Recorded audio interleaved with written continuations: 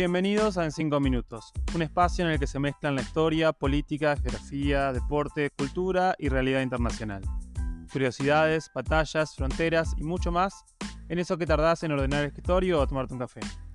Mi nombre es Sebastián Candiotti, soy licenciado en Relaciones Internacionales y te invito a acompañarme en este camino. En el episodio de hoy, la Guerra de Corea. El 25 de junio de 1950, las tropas de Kim Il-sung invadieron Corea del Sur, tras varios meses de escaramuzas en la frontera que dividía ambos estados y rebeliones comunistas apoyadas por el norte en la parte sur de la península. El ejército norcoreano estaba mucho mejor equipado que el del sur y solo le tomó 3 días hacerse con el control de Seúl. Pese a que la Unión Soviética había abandonado Corea del Norte en 1948, durante 1949 y 1950 siguió equipando al ejército de ese país, por lo que contaba con varios cientos de aviones y tanques y un número total de tropas que alcanzaba los 200.000 hombres. En cambio, Estados Unidos, que se retiró del sur en 1949, no entrenó lo suficiente al ejército surcoreano y de hecho rechazó equiparlo con tanques. Las Fuerzas Armadas surcoreanas, además de poco entrenadas, eran la mitad de numerosas que las del norte y no había casi tropas estadounidenses de apoyo en la península.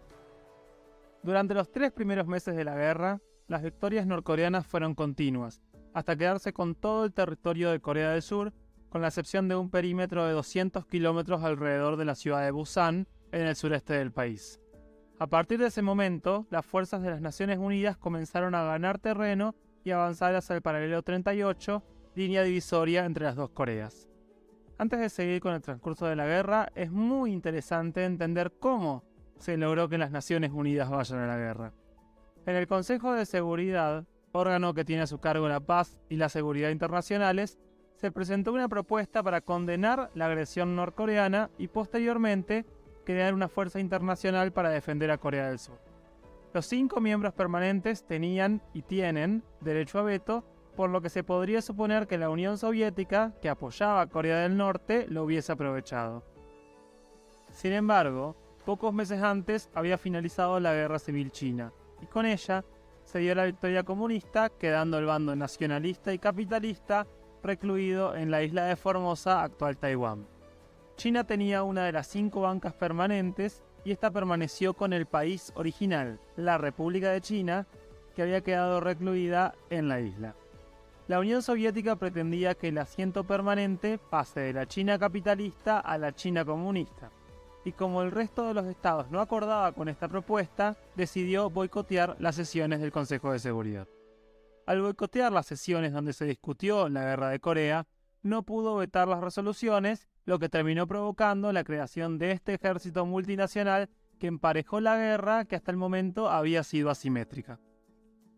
Con las tropas de Naciones Unidas, formadas en su amplia mayoría por estadounidenses y surcoreanos, la guerra se emparejó e incluso Corea del Norte fue invadida hacia fines de 1950, lo que provocó la entrada de China en la guerra. La entrada china se tradujo en nuevos avances del bando comunista hasta quedar ambos estados estancados alrededor del paralelo 38 desde 1951. Por 2 años se realizaron negociaciones para lograr un armisticio que se logró recién en 1953 después de 2 hechos claves que sucedieron ese año. Por un lado, la muerte de Stalin el 5 de marzo y por otro, la asunción del nuevo presidente de Estados Unidos, el republicano Eisenhower, en reemplazo del demócrata Truman.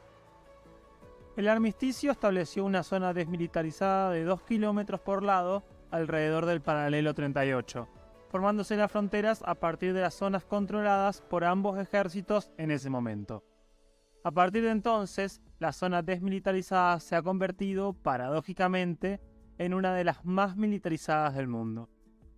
La firma del armisticio significa que técnicamente la guerra nunca terminó.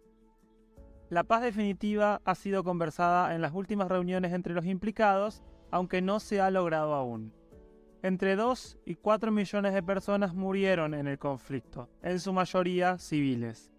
70 años después del armisticio, las diferencias entre las dos Coreas no han hecho más que acentuarse.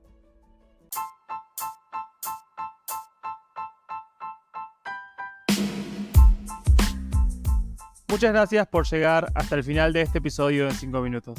No te olvides de calificar este podcast, compartirlo y suscribirte a nuestras redes sociales en Instagram, YouTube y Spotify. Nos encontramos en el próximo episodio.